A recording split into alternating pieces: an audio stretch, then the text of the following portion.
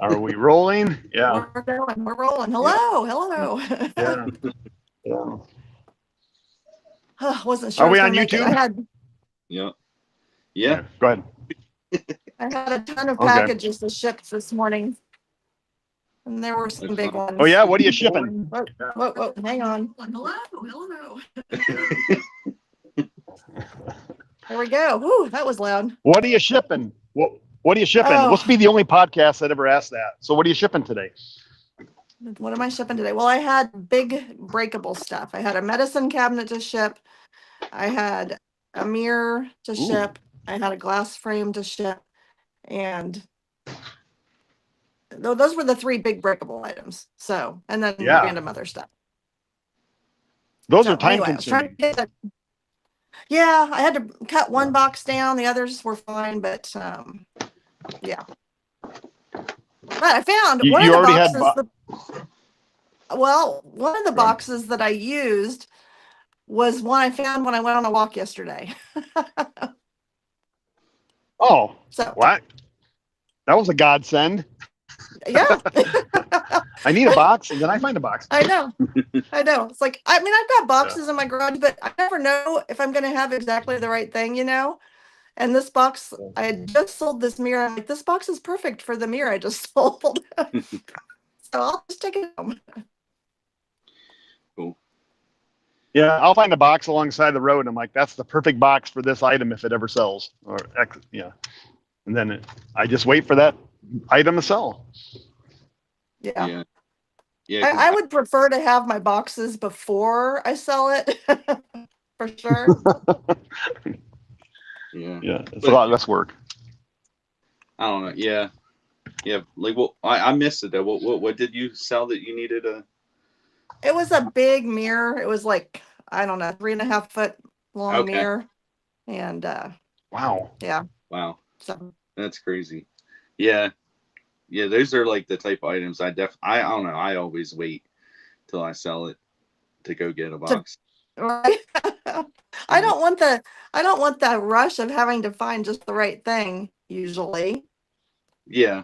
Or having to cut something down, but what was so special about the mirror? I don't know. It was a gesso frame. Why can't I get this to shut up? The rush and having to just there we go. Rush and having to find. I'm just not gonna be able to do it today. Sorry for that. I wanted to watch and chat with the audience, but I can't get it to mute. So much for that. So you guys, I have to be really good about sharing anything in the chat.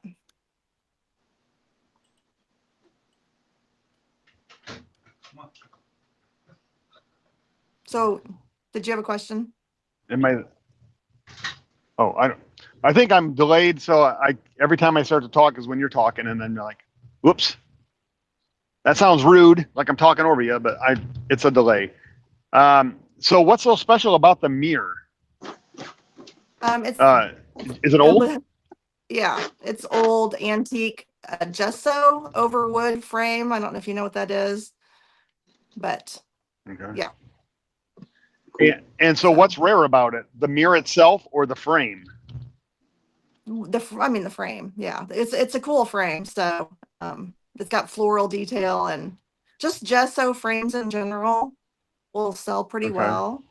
If the condition matters a little bit. So like this one had some condition issues, so I didn't get as much as I would have had it been in better condition, but I still got $55 for it. So now, but you left the mirror, the glass, right?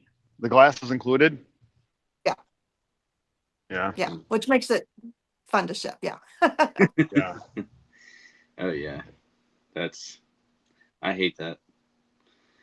Anything that's like a glass picture frame or anything like that. I've had lots of sports memorabilia over the years, and I mean I usually pack it pretty good, but I've had a couple over the years that no matter how you pack it, that glass is not safe.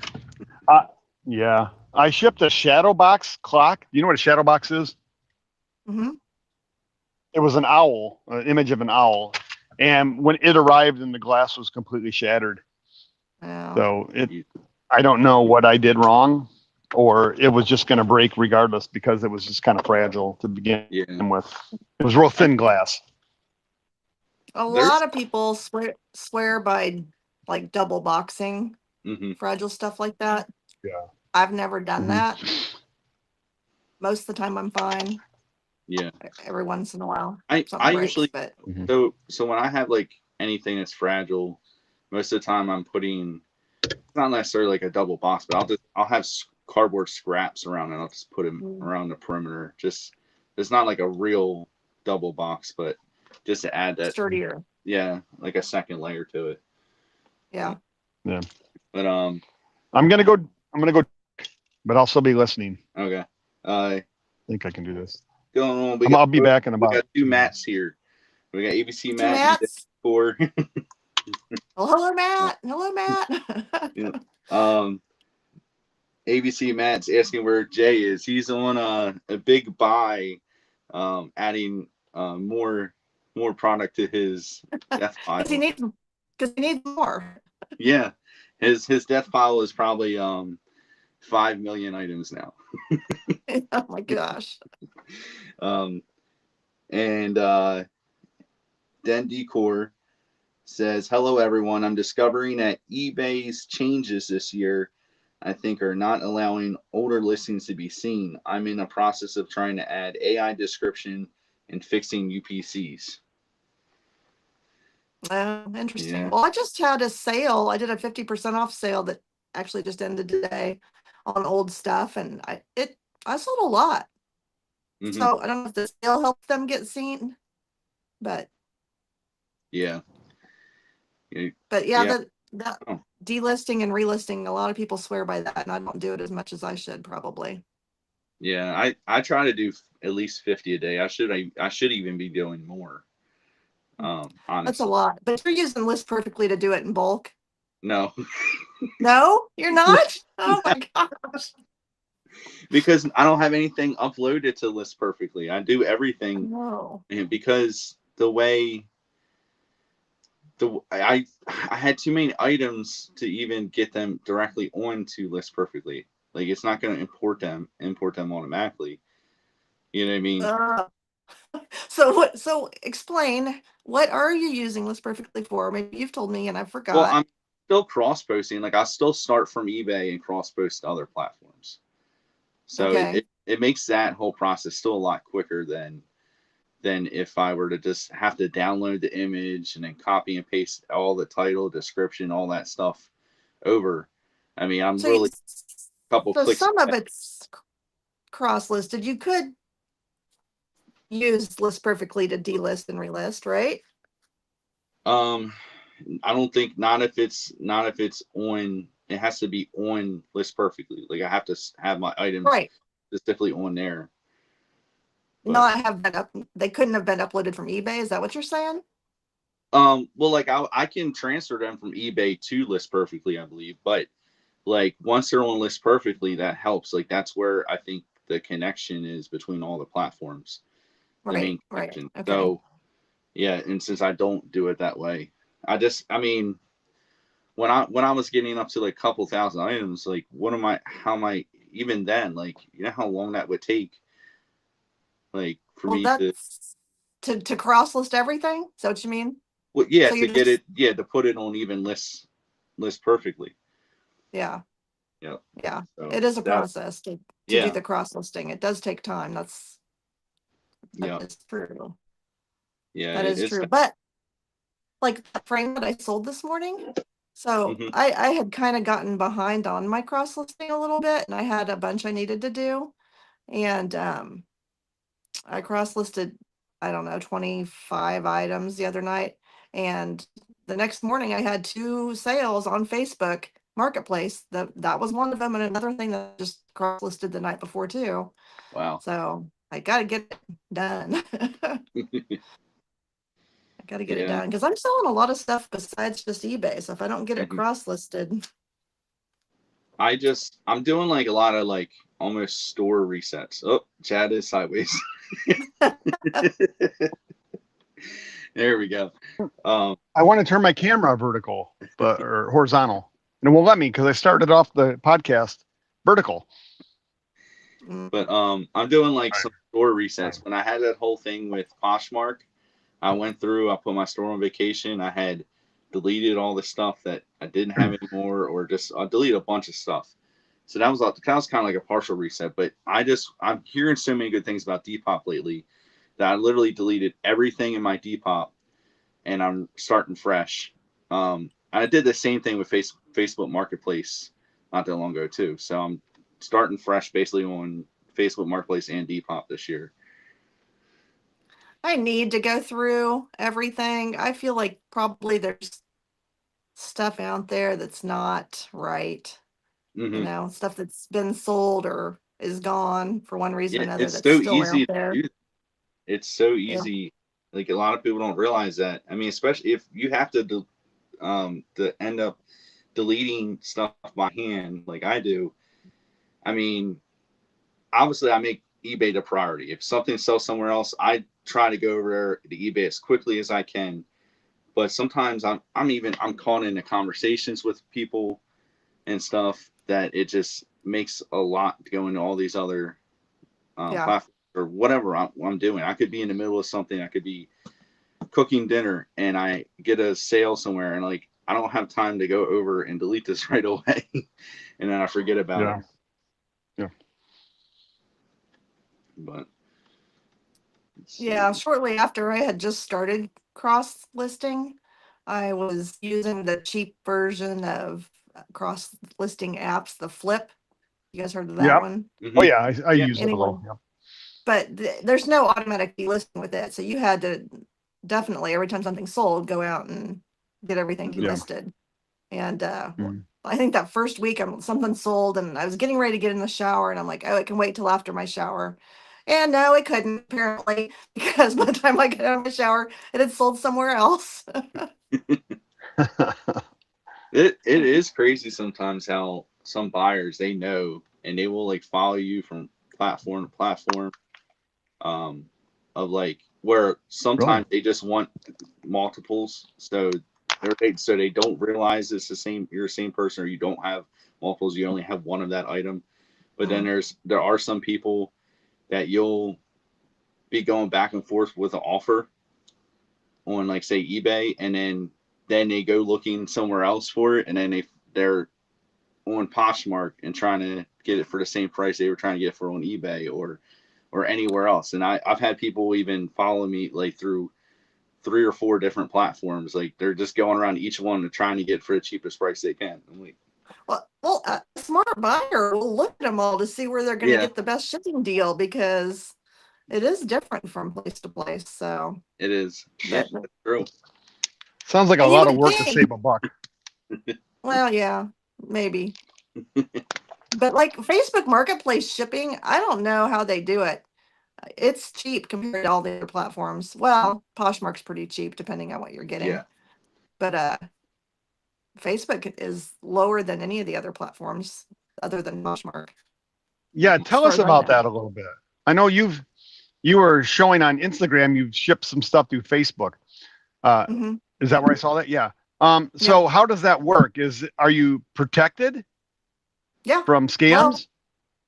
Well, I mean, I haven't had a scam, and I've been doing this for years, so I haven't had any issues. I've gotten all my payments. I think I've only had one buyer complaint ever, and I don't really remember how that went. It's been so long ago, but it's hard to get a hold of Facebook customer service, marketplace customer service. So maybe I don't have any issues because the buyers can't get a hold of anybody. Yeah. I don't know. Right.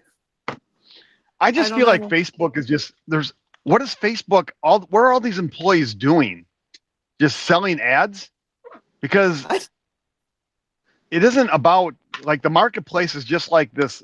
We'll just throw this on and then not do anything about it. Like it's such a free for all kind of. It doesn't feel like it's ever really updated or improved. It's like a Craigslist. It's just Craigslist. Well, I don't know. They could do. It's working for me, so. So when they very first rolled out shipping on there, it was so good Like I Oh really yeah. like this is it. Like this is the big competitor for eBay because like, there's Yeah. nobody else. But like I mean, I was getting so many sales, and I think a big reason in that is because I mean, so many people spend time on Facebook. They're just one click away from even being able to view your item without even searching it. Like they could be one click away. You know what I mean? Not even like, you know how many times I accidentally hit the marketplace button every day? Yeah. I mean, it's all the time. Yeah. Yeah. So it could just be that, and they're like, "Wait a minute, that looks really cool, and I want to buy that." Just like that. Yeah, that's true. It's easier to do that than to accidentally go to eBay for sure. Yeah. Yeah. My wife buys on Facebook Marketplace all the time, but a lot of times it's local pickup. We're not. I mean, every once in a while she'll get something shipped. But so Facebook, what are you entering the dimensions and everything? Like, how do you know how much to charge somebody for shipping? Well, that's the weird thing because they don't ask for dimensions on eBay shipping. On Facebook shipping, they Yeah. just ask for the weight. Solely goes off of weight, which is bizarre to me because like that mirror I just shipped was a large box, but it didn't weigh all that much. And so it shipped for like $16, I think is what they paid for shipping. Had To a it difference. sold on, How far away? How far away was it going? I don't remember. I'd have to look. Okay. But no, So it wasn't close. But who's it's eating the solely based on cost of the weight. difference? What if it costs I don't know if $50 to they ship? I don't know if they have a special deal. Um, I don't know. I don't know. They don't ask for dimensions, so I don't know that. I mean, we all know dimensional weight is a thing, and it's can be pretty significant. So I've never had a chargeback, and often actually I will pad the weight when I'm like, I don't know about you guys, but I estimate what it's going to weigh when I'm doing my listings. I don't know exactly because I haven't packed it up yet. And so I often will pad it, by several pounds there because I want to make sure I'm not going to have any issues with the weight on it. But Yeah. Uh-oh. Oh, shoot. What? yeah. Back? I got a voice. Someone tried to call me on. I didn't even notice you left. There. Am I back? Yeah. Okay. I never saw you leave. Yeah, I know. You have to leave. You never left. Somebody tried to call me on my phone, and it paused. It paused. I don't know what's going on. Anyhow. Okay, so I too, if I ship a stereo or something on eBay, I'm adding like 3 to 4 pounds in box weight, and it's always pretty accurate. It's always so funny when I estimate what something's going to weigh and the dimensions, and then when I go to eBay and it's like I was spot on. Like I've done this so long, I just know. I was within like 3 ounces of an actual, the weight. That's so cool. but on eBay though, no dimensions on Facebook. Yeah, on eBay, if you're off a little bit, it's not going to usually matter that much because you may have to eat a little bit of it. But like if you're off on Mercari and it's over, you have no way to adjust the label. You can't. And so then you just end up getting hit with a chargeback or whatever. And who knows what that might be. And I hate that. So that's the equivalent of like charging a flat rate on your stuff on eBay. You don't really know what it's going to cost you. You're just hoping you're playing percentages, but you're going to be wrong once in a while, and it's going to bite you. Yeah. Yeah. Yeah. It all evens out. Let's see. We got Mo here. Mo. Why am I not seeing I want to see the chat. How do I see the chat on YouTube? Let's see. What am I doing? I don't know. Okay. And then Decor said, movement and tipping is the killer of glass. Make sure it doesn't move inside the box. Yeah. Correct. Yeah. And then he also said, I start on eBay too. I guess talking about the cross posting. Nifty now has Whatnot. I've been just throwing static listings on there. I'm treating it like I used to use Bonanza. might get me 1 to 2 more per month. I was doing that, like Vendu cross posts to Whatnot too, and I did that for a while, and I never had a sale, so I just kind of gave it up. Mm-hmm. Yeah. But maybe I just didn't wait long enough. I don't know. I don't know. Well, What? I actually had stuff on Whatnot, and I ended up taking everything off once because they have that cancellation fee now or something. So I don't. I'm not. If I double sold something, I'm not want to pay a cancellation fee. I didn't know they were doing that. See, I'm kind of out of touch with Whatnot because I haven't been doing it. Yeah. So that's if you cancel an order, they're charging you like how much? Do you know? I think it's 3% or something. Huh. Yeah. So, but that's enough for me. I don't care. Like none of the other platforms charge me. I mean. Oh yeah. No, but if you do it too much on other platforms, you'll get kicked off. Yeah. Yeah. Yeah. But Facebook probably doesn't care, do they? Oh yeah. You could delete. Probably. You could delete anything. Oh well. Well. You'll put your marketplace account at risk if you cancel too much. Mm-hmm. No, I'm sorry. If it's ordered and you don't have it, but I mean, if you just want to take stuff down. Yesterday on Oh yeah. or on Tuesday on the reseller therapy, they were somebody got their Poshmark account frozen because they kept removing items after it sold on other platforms, and I'm just like, why does Poshmark care? If they're too fresh, like say they're you recently listed them, that's what they're doing. Yeah, but what do they care?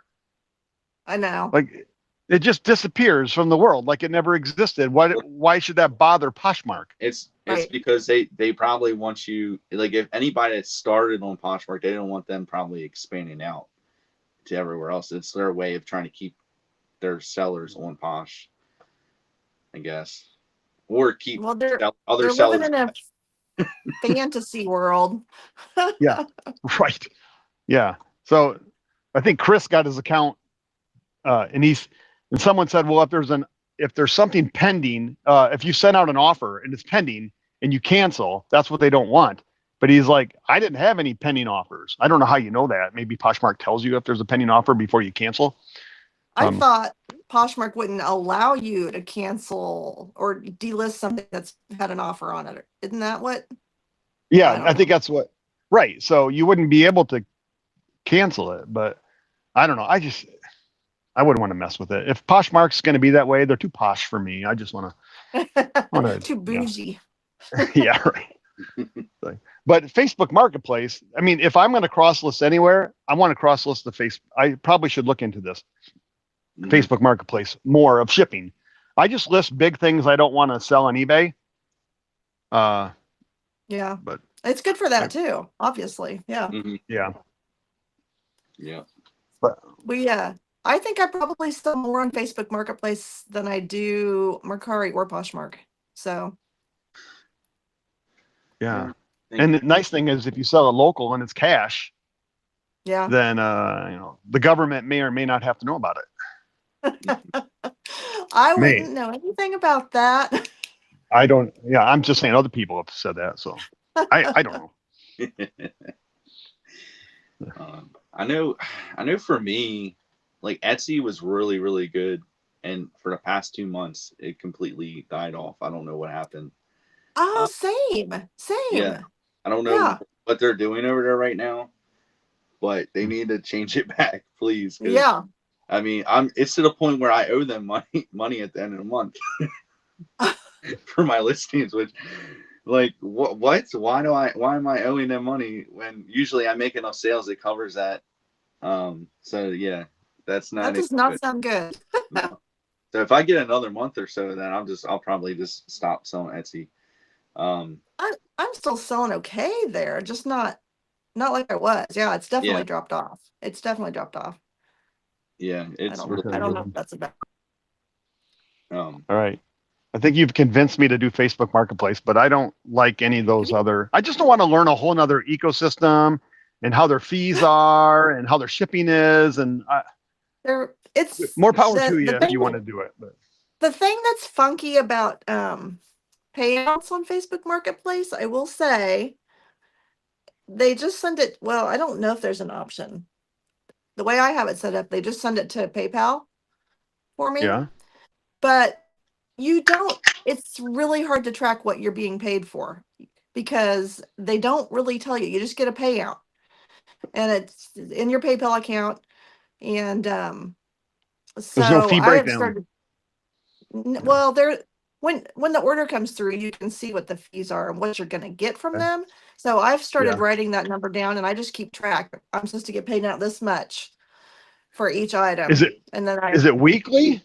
Are you getting paid weekly no, or you get daily? paid for, it just depends on, they don't pay you out until after it has been delivered. Okay. So it could be a week, up to a week after it's been delivered before you get paid. Not usually more than that. I don't know how they Okay. determine it, what the time frame is, but like I said, there's not really any detail, so you need to keep good records, keep track of. And sometimes what really makes it hard is if they bundle more than one thing together in a payment. Like if you get paid one day for 2 or 3 different items, Yeah. you're trying to figure out what those payments were for because you don't really know. Yeah. It's terrible. Their accounting system is terrible. Yeah, I think there is like some, you can look at like the order number or something like that, but it's difficult to even Get get to it. it. Like, yeah, it's a pain. Yeah, if there is a way, I haven't figured that out, but haven't adopted Yeah. looking at it. I don't know. But I keep track. I just write it down when I'm shipping it out, what the expected, what I sold and what I'm supposed to get from them. And then I just check my PayPal. Okay. All right. Well, actually, And you- it goes straight to my bank account, but shows as a deposit from PayPal. So PayPal instantaneously puts it in your checking account. It doesn't sit in a PayPal account. Correct. You have it set up that way though. That's not I don't by know. default. I don't know. You know how long ago I set all that up? I don't remember. Maybe I should explore it a little. Is there a fee if you do that too many times on PayPal, or is that all free? No, there's Oh, no. okay. I was thinking if you get your money instantaneously, there was like a fee, but if you wait like 3 business days, it's free. Or a lot of those places are work like that. Well, this isn't even showing. This doesn't even. It's like PayPal sending the money to my bank account. It doesn't show up in my PayPal account. It shows up on my bank account as a payment from PayPal, which is kind of bizarre. Yeah. But Okay. All these might, like, some people want their eBay payouts daily, and I'm just like, I want mine as a weekly paycheck. It helps me, like, I don't know. It feels more like a job. Mine's daily. Yours is daily, and you don't pay any extra fees for that. No. I thought Primo Chemo paid $800 in fees to get his cash right, well, his payments immediately. There is like an instant one, like yeah. as soon as it's available, yeah, they charge you a percentage now. But no, I don't. Why would anybody do that? I don't know. Why would you give them free money? Yeah. If you can't wait a day to get your money. Well, put it this way, like I think this wasn't that long ago that I actually did do an instant one because I had a lot going on around here that I had to fork out money for. So I was like, I wanted to go yard selling and stuff like that or something. And so I was like, you know what, I'll do the instant payment to get my money right away. So I had money, I had my money. I didn't have to wait till Monday to get it. You know what I mean? I guess if you were desperate, but occasionally. you said you're doing daily payouts though. Yeah, well, I did but Fine. you can still choose to do it instant. You can switch to instant, and as soon as it's made available, they'll send you the payout. So if you're doing instant though, and one day you get a bunch of orders, and the next day you ship them, and you have a negative balance, do they take it out of your checking account instantly too? Then, or Probably. Like right now, because sales were slow yesterday, I think so. That my shipping from today exceeded what I made or whatever. So that I have the negative balance. If I don't make any money today, tomorrow they're gonna take it out. So that just seems silly to me. If you do it weekly, you're guaranteed to get you're never gonna have a negative. I mean, why would one day what happens if you need your instant money and you take it, suddenly the next day is in balance of negative 100 and you only had $99 in your account. Now you're overdrawn. I mean, you have that potential, right? What's Mo say? eBay Yeah. keeps that ad for instant payouts Yeah. at the I mean, top. never Might have like to bless you. they're never drawing out. Yeah. You know, trying to withdraw Oh. $99 usually. I mean, I think it's only 11 or something like that. That's what I owe right now. So I'm like, that's not that bad. But Well, I know Primo Chemo said he paid $800 to have his money instantly. I was like, that's a big chunk of money just to get your money. Yeah, that's a huge chunk of money. So I can't imagine what was. Yeah, I don't know. Like, what was the sale that, you know? Yeah. You got to think. Right. Like the sale. Like, I mean, if that's, you know, maybe if there was like a crazy high sale, you needed the money right away. Like, I don't, you know what I mean? I could see that. Like, but it would have to be thousands of dollars worth. Like, I mean, I can't imagine giving up $800. Yeah. And he's, yeah. Even because there's other ways you could probably, if you needed, it would probably take me. It had to be like a crazy sale, like $10,000 for me to give eBay $800 extra. But even then, I mean, no, it was throughout the year. It was like was like $1 per I don't know what it is per transaction to get your money instantly. Mm-hmm. Oh, and so over the course of the year, it was 800. Yeah. Right. Yeah. Course of the year. Okay. It wasn't for one item. No. Well, okay. I'm like, that's when you're giving them $800 for free because you don't have patience to wait until the next day to get your money. I don't know. Yeah. Whatever. I mean, I don't know if spam's watching or not, but it just seems to me like, man, patience can save you $800 just by being a little bit of patience. What's up, Keith? Sport Flips. See, I don't see this. Okay, did he say something? Yep. Yeah. I don't have chat either, so make sure you keep telling us what everybody's saying. Okay. All right. It shows up on YouTube normally on my screen, but it's not there today. Huh. I don't know what's going on. Matt Dencore Depot said, I had a suspension early on with Posh. I have enough volume to overcome delisting now. That's good. And then Keith, if you have multiple items, yeah. But one-offs, you're in trouble. Keith said Etsy is super seasonal. He said for him, graduation time things do well in Father's Day. Well, this is graduation season, so that means we should be seeing. Yeah, but the money flow, right? Like Keith does a lot. Obviously, it's vintage sports stuff. So you're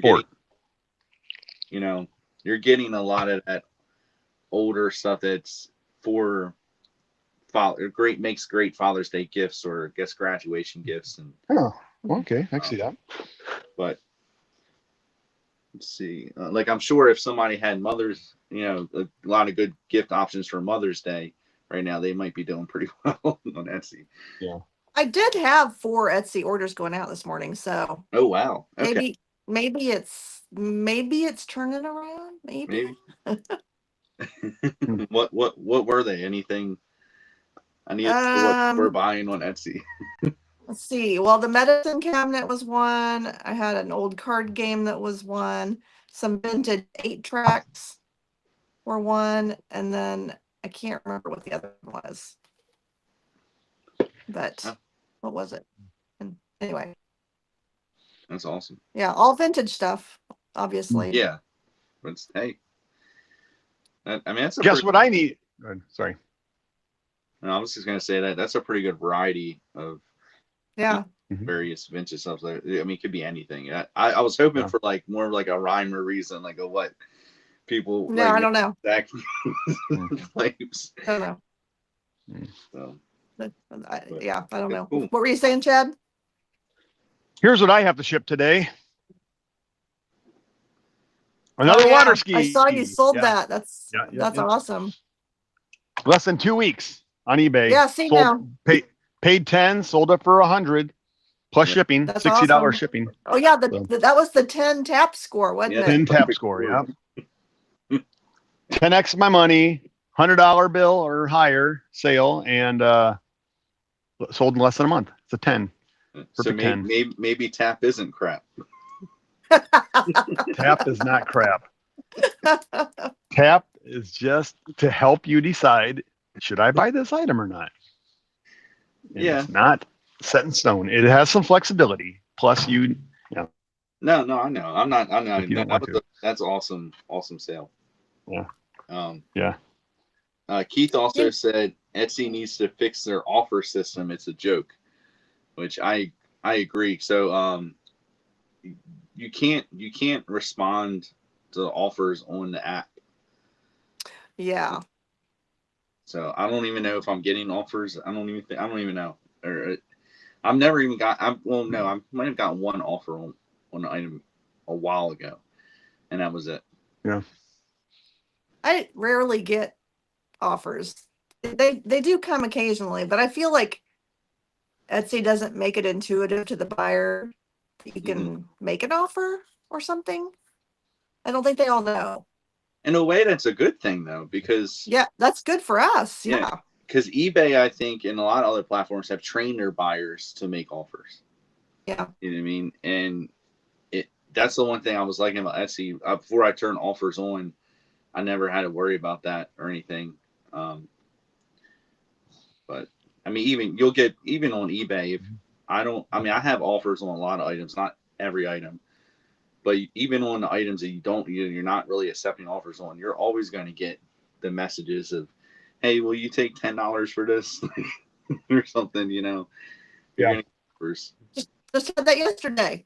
I have a $75 item. I got a $10 offer, and I'm like, and I looked at what was out there. I was just curious to see if there was any others for sale. What I had, and there were like 4 total, and I think mine was like the second highest. There were a couple other cheaper ones, but not much cheaper. And the only sold item out there was sold for $90. So I don't. People are just throwing stuff out there for, I don't know why, ridiculous offers like that. Yeah. Do you guys use or if you Promo Nomo? Are you aware of that product, Promo Nomo, from Grams and Pops Vintage? Corey invented the software. You're not. Nope. Yeah, Lori, you don't follow any YouTubers.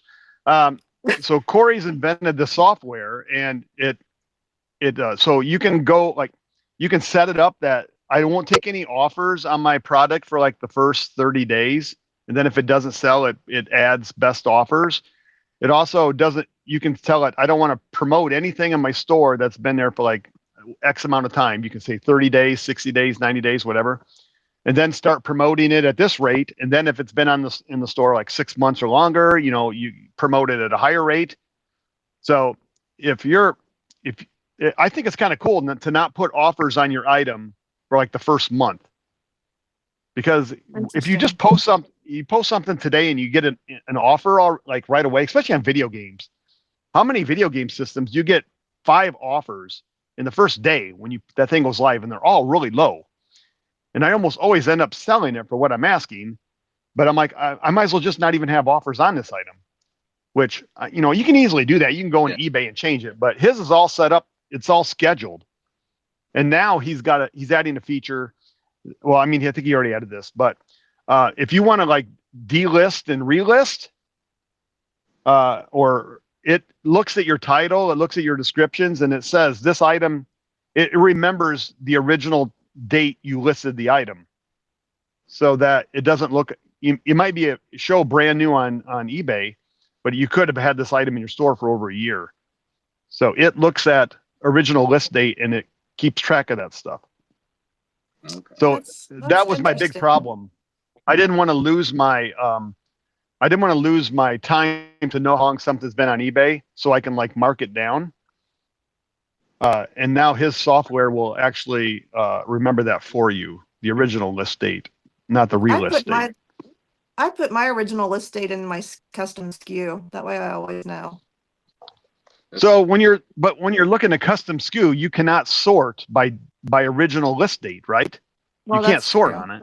No, that's true. But Vendoo also, it doesn't help you. If the day I cross listed or upload it to Vendoo, it'll be in there. I can sort there. But even if you, so then when you delist through Vendoo, you can't do it through eBay, right? What do you? Lori's pick. Say that again. if you want to take an item down and relist it, like to get new traffic to it, like it's a new item, you have to do it Yeah. through Vendu. You can't do it through eBay, right? Well, I need to do it through Vendu, otherwise it's going to screw up the link between it and Right. all the platforms. So Yeah. So with Corey's, like I think if I just took it down off eBay and put it back up on eBay through eBay, then it still remembers your original date, which is kind of nice if you want to keep track of that stuff. So you know how, and you can now he says if an item's over a certain age, you can run sales automatically through he's doing a new update to his software. So I think that I'm actually going to start using the product. I just wonder how it they're works all, with, is it compatible with the cross-listing apps? no, Is it I going to don't think screw so. up our cross-listing? Probably. So, That's yeah. so if you cross list, it might not be useful to you. But that's a Corey, Yeah. that's a If you're Corey question, not a Chad question.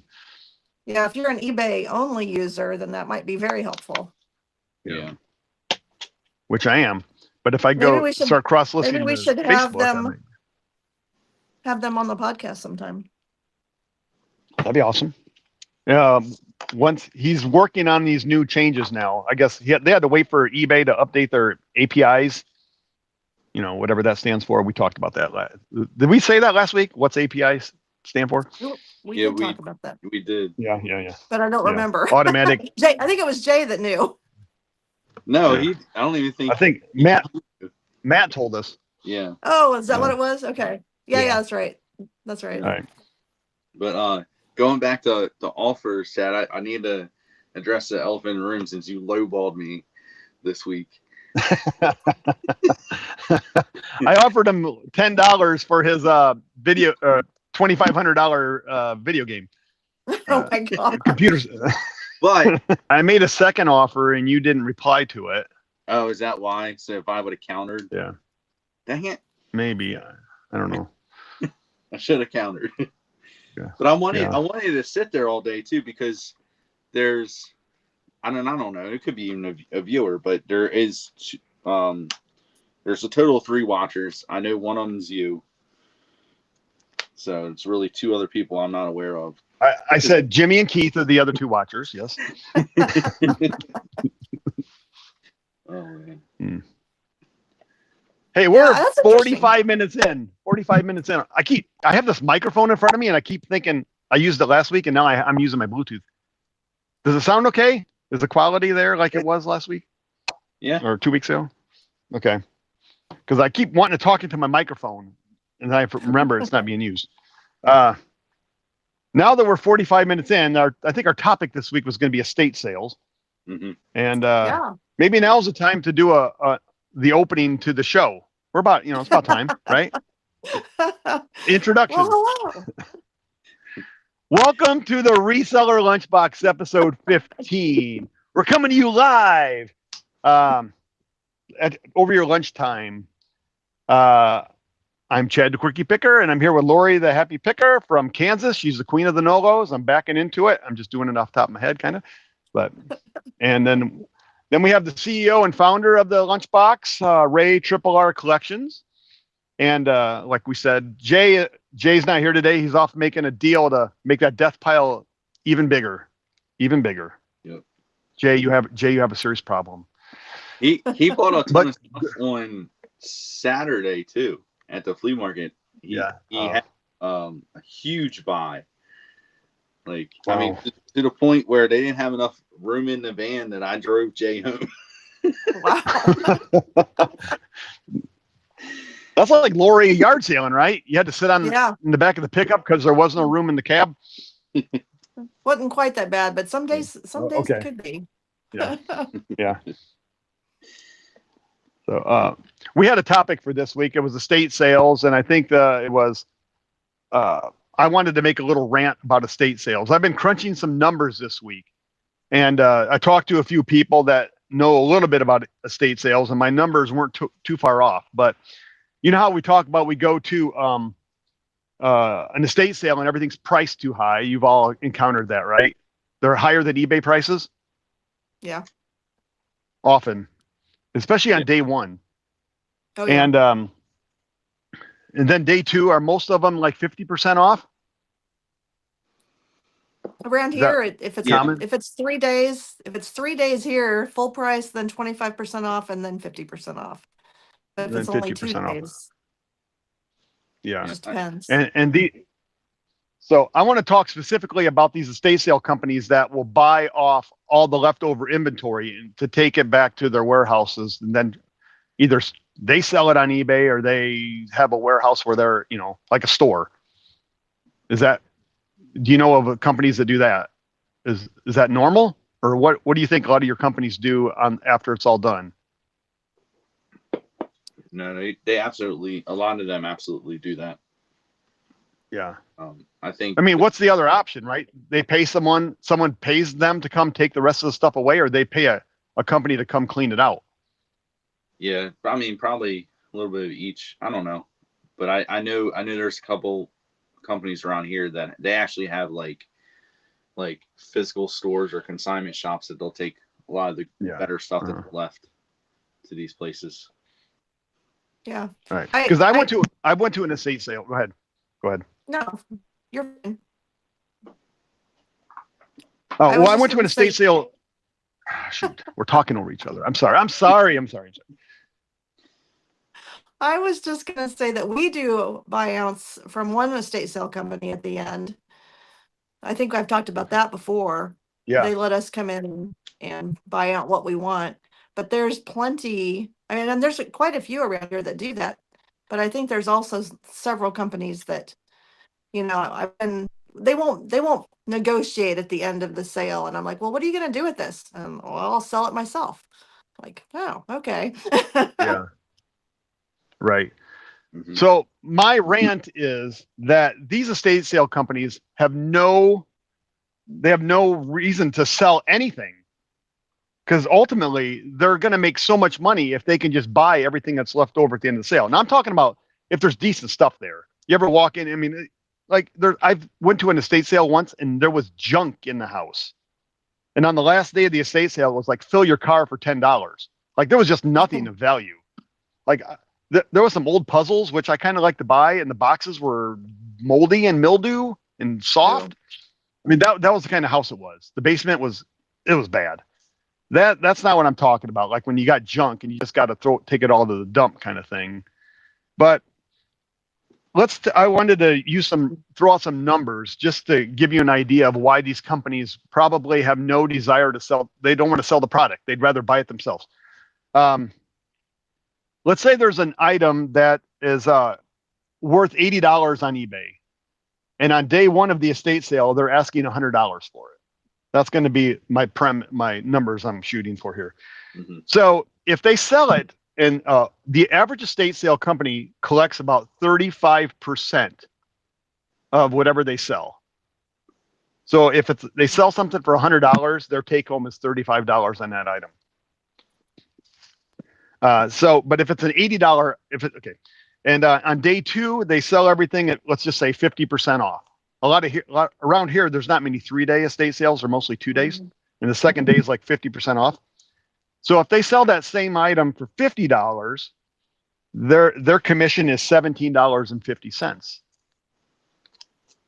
Okay. So, and then if it doesn't sell on day 2, they buy it they have to pay the homeowner something for it, right? So I assume they're basing everything on that original cost of $100. So they might only pay 10. They might buy it for anywhere from 10 to 30% of the asking price. So they might be paying $10 for that item. As little as $10 for an item worth $80 on eBay, and they can take it back to their warehouse and then they can sell it for $80 on eBay, and they'll make $70. Mm-hmm. Yeah. So they make way more profit by not selling the items for the customer. I mean, so go ahead. Sorry, I want to say they might not be paying anything for it. I'm sure that's what I was wondering. Yeah. They aren't even paying for it. They're like, whatever's left, we get to keep. That's in their contract. I know there's companies like that. Yeah. But they dispose of it for them. That's how it's kind of. Yeah. But if you expect this estate sale company to come in and liquidate your inventory for you, you're thinking in your head, that they're going to sell most of this stuff off, and they're probably just going to take the stuff that wasn't worth anything. But if everything's overpriced, nobody's buying it unless they're a collector. But a reseller cannot afford to even buy on day 2 at 50% off an item that's only worth $80. And it would, they were asking $100. I'm not paying $50 for an item that sells for $80 on eBay. Mm-hmm. So the only thing I'm buying at that estate sale is something that they just mispriced. They didn't realize the value. I definitely think it's a conflict of interest to be doing, right. If you're in the estate sale business, I just don't think you should be doing both. Yeah. Mm-hmm. If you're in the estate sale business, you're serving your client the best way you can. And that is not the best way to help your client. No. That's the best way to help you. Yeah. But I would think that those estate sale companies wouldn't stick around as long, but I don't know that that's the case. I don't know. I think that if you have an estate to liquidate, you're trusting this company to price this stuff competitively to get it out the door. They probably don't know the value of the things that they have unless they're going to take the time to really look it up. But they're trusting that company is going to price it reasonably. Right. And and things are overpriced all the time. And so they come in and they think, "Ooh, this stuff's worth all this money." And then after the first day, I don't know if the owner comes in and looks around and says, "Why did nothing sell?" And then what do they get promised? Well, everything's 50% off tomorrow. It'll sell tomorrow. But that company, the owner, the owner doesn't make that much money. What's the convenience is we're emptying out your house and we're trying to give you as much money as we can. That's the promise. Yeah. But it is. I mean, but in that bad business. In that moment, the people who are the owners, that's kind of how they prefer it. They want to be done with it. Most people don't even care what happens with most of the stuff. I mean, if it wasn't for some of these estate sale companies, they would take it to Goodwill themselves. Right. It's true. If it's junk, but if it's collectibles and they think it's valuable, they're just better off having their own little estate sale and not hiring a company to do it. I think it's just that. I mean, how many times there's a lot of good stuff that can be found even at Goodwill, even though they overprice it. But how does it get there? It's the company. Yeah. I mean, it's people just don't care. Like they're as an owner, if somebody inherits something, they just want to get rid of it. They could care less if they get $100, $200 most of the time. Yeah, I agree. Most of the time, those people are just, they take what they want and they just are ready to be rid of the rest of it without having to deal with it themselves. Yeah, they want to get through it all so they can just move on with their life and not have to worry about it anymore. Right. So why go through the facade of an estate sale company? Just say, I'll just sell it to you. Just name a price and I'll sell you everything. And we don't have to deal with the estate sale of all the advertising because the bottom. Don't you think it's harder to find somebody that's going to buy everything out of an estate than somebody that will just say they'll sell it for you and then at the end of the day they're just going to take everything? Like, I don't know. I mean, these estate sale companies are companies that are putting out way more ads and they're handling everything.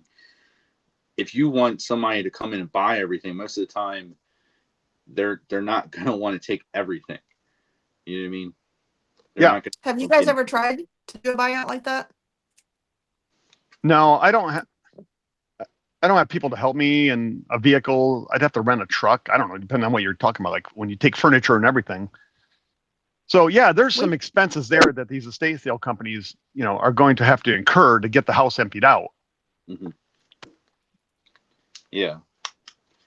Yeah. But I just don't think there's any incentive to actually sell anything to any customers if it's good stuff. Yeah. I mean, if their agreement is that they get to take everything for little to no money at the end and are going to, that's their plan with it. It seems unethical. It depends on the company, definitely like what their morals are, what they, they're not trying to get it all for themselves. Like what you said earlier, Lori, about, them like being there for their client. Like, that's their goal with, and there are companies out there like that, but there's just far and few. Like there's not nearly as many as there should be. Yeah. I have an estate sale company that I work with. They are online. They go in, their job is to empty the house out. They got like a week to empty the house out. They list the top 250 items in the house on online auctions. Everything starts at $1. So the free market determines the final value in the free market of that area. It's not even like nationwide because you got to go pick it up. So that market's determined by how much are you willing to pay, not by what the company thinks it's worth that you should pay. So I get stuff way undervalued.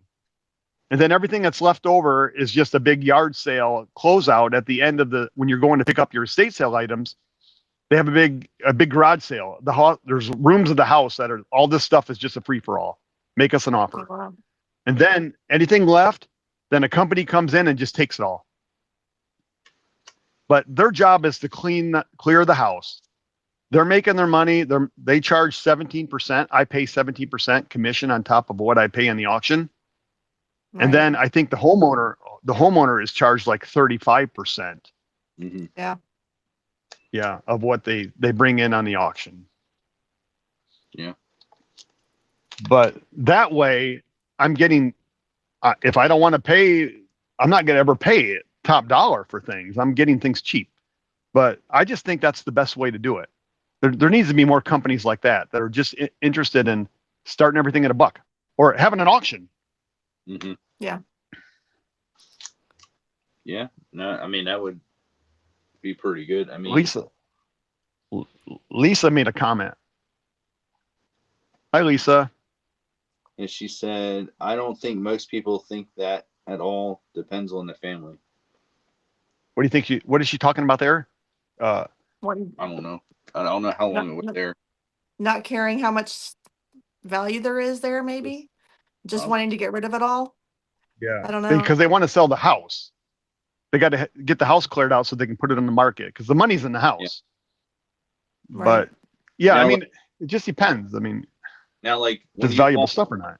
A family run estate sale, like I tell you, I've had like just some of the best all around experience. I mean, because I mean, they want me to take this stuff as much as possible. They don't care. Yeah. But like, I mean, at the same time, like, you know what I mean? Like, because you're helping them a lot, but you're also, you're getting stuff for the cheap, but they know, you know what I mean? They actually, they control the price. All the money you pay is going directly to that family. You don't have to worry about anything. right? But, I tell you, like, and there's been times where I have wanted to buy out the whole estate, but I can't because of space. Like, there's been a couple of times where it's been like, I want to buy everything here. I would help them out and, but I don't even have the space. Yeah. That's Okay. if you're going to do an estate that has a lot of furniture and stuff. Yeah. Yeah.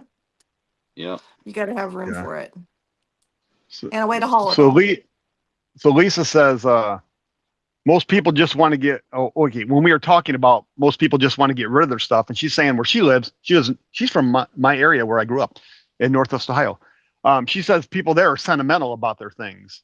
Like I am too. Like when my dad passed away, there's certain things I wanted that if I had an estate sale, I wouldn't even put them in the estate sale. I would have taken that stuff out in advance. But some people in their will, they don't want, because they know that by giving something to a particular child, it's going to cause a rift. And so they just make their kids buy things in the estate sale, which is kind of weird. But yeah, I've seen that. I just think that would cause a rift too in a family. Right. But I mean, whatever your reasons are for doing things, I don't want to judge the reasons, but I just think like but so that was my rant. Estate sale companies that buy inventory at the end of the sale or get it for free don't have a lot of incentive to actually sell the things in the estate sale. But I guess if the goal is we want to recoup enough money to empty your house out for you so that we don't have to charge you out of pocket, Mhm. You know, maybe that works. Yeah. There was a couple other comments there that are off my screen now. Who else commented there, Ray? Let's see. ABC Matt. I guess I should. Yeah. The family would take anything they want before the estate sale. Some families like to observe how sales go. Some push estate sales around to dictate the price, even though contractually they cannot. So what does that mean? I'm going to try to see if I can see the comments here. Hold on. This might be loud. Oh, got it. All right. Okay. Now I can read the chat. Yeah. I don't know. I mean, I pretty much know for the most part what estate sales to like stay away from, I think, in this area. Because they'll blatantly, most of the time they'll blatantly put their name on, like, even yard sale treasure map or garage sale HQ. Like, you'll see that their name will be in the title. I'm like, no, not going there. There was an estate sale company that would advertise. They had a yard sale selling off product, and they would put it in the garage sale section of Craigslist. And I think that was against their policies, or somehow it violated a Craigslist policy because they were a business versus individual. Mm-hmm. Okay. All right. Now I can see the chat. Let's see. It's taken me a while to get here. Can I?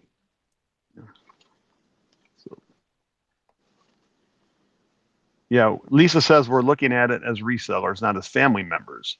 Mm-hmm. So I know that, like, if in California, Golden State Picker said one time that the family doesn't care about anything left in the house. They just want it all gone because they want to get the house on the market because the house is worth $1 million in California. Yeah. And I'm like, well, why not just pay someone to come in and take it all versus going through the facade of a estate sale? And Well, because at least you're recouping some money instead of paying out. But well, yeah, but if you just said, come take everything for free and empty my house, it's kind of the equivalent of it, isn't it? When it all, they're probably not making a lot of money unless there was super high collectibles. I tell you what, I miss the days where the estate sales around here would do a $5 fill a bag. Now they're up to 20. They're $20 fill a bag. Wow. A bag, yeah. Yeah, that's ridiculous. Inflation. So. I don't know. My mother had an estate sale of my grandfather's stuff a little over, I don't know, almost 2 years ago. And Grumpy and I went down there. This wasn't where we live. It was out of town.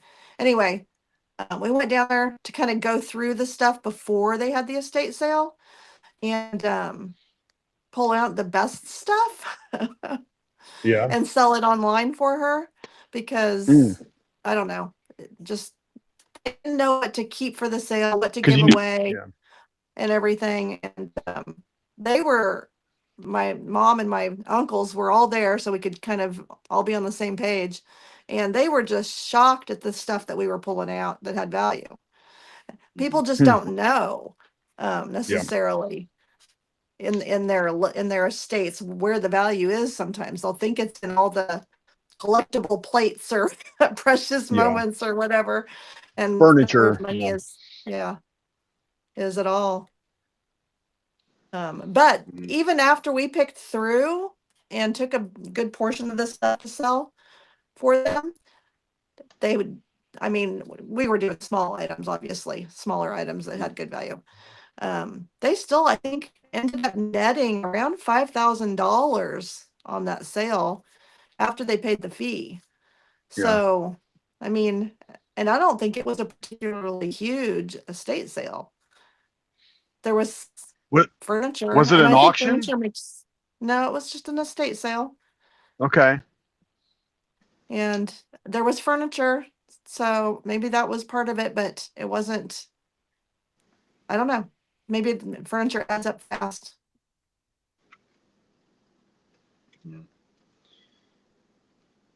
All right. Sandy, ready, steady, sells. She says, I'm pulling up at my dad's house now to price his estate items. A 60-year collection of antiques. I'm having a private estate sale. Oh, a private sale. That's interesting. Yeah. It's a lot of work, you know. It is a lot of work. I mean, that's, 60-year collection.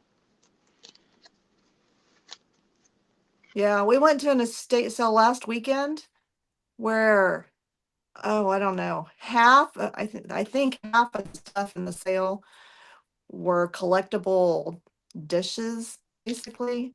And I don't remember what all they were, but they were negotiating on those at all. Everything else in the house they would negotiate on, but those dishes they thought were worth a lot. I don't know, but they were not negotiating. And I'm like, there was so much of it that I'm like, they're never going to get rid of all of it. I don't know. I don't know what their plan was for it. Yeah. I mean, I don't know. I don't go to as many estate sales as I used to. And part of the reason is because dealing with stuff like that, where it's hard, it's difficult to negotiate. Sometimes, like, especially if you hit the wrong sale. But then I feel like the really, really good sales, it's so competitive. Like, you're all jam packed in one house, all looking for the same items because you all seen the photos usually.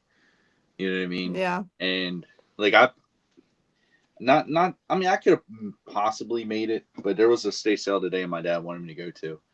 And of course, they showed video games consoles on there. They had a Super Nintendo, and I think they had some Nintendo 64s.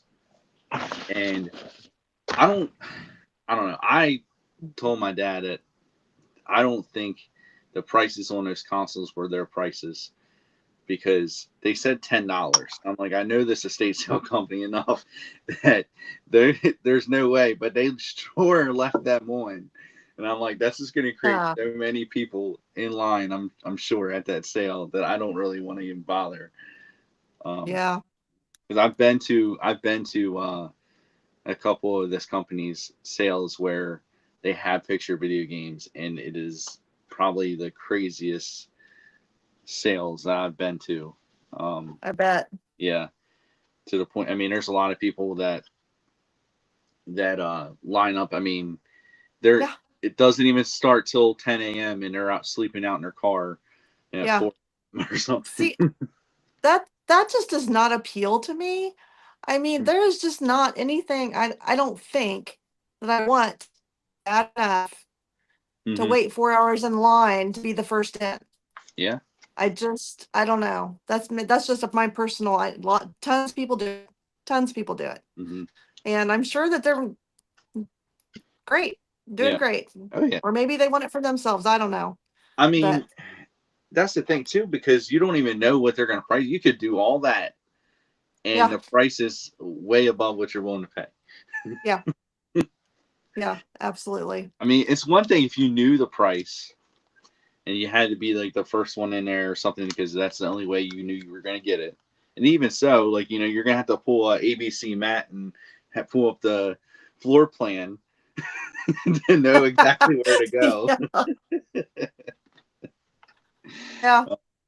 I like that move that Matt said, that he pulls up that floor plan, though, because sometimes in those sales, when you have that much competition, that you almost need that advantage. Yeah. I don't know. I just guess I find enough stuff to sell that I don't have to be the first one in. And so I don't know. I just don't like to elbow my way to the good stuff. There's